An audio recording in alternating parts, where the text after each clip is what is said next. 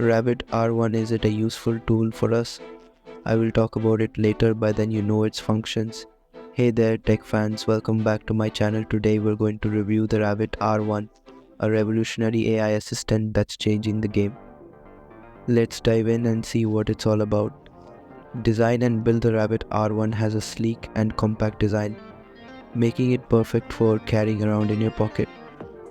The device has a 360-degree camera and a touchscreen display, allowing you to interact with it in various ways. AI capabilities. The Rabbit R1 operates on an advanced artificial intelligence system called the Large Action Model, which enables it to understand requests and execute tasks. Going beyond mere text responses, it can answer questions, set reminders, and even control your smart home devices.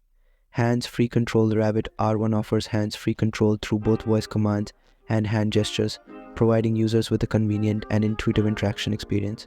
You can use it to control your music, take photos, and even make phone calls. Smart home capabilities. The Rabbit R1 can be integrated with various smart home gadgets and applications, serving as a central hub for controlling your home environment.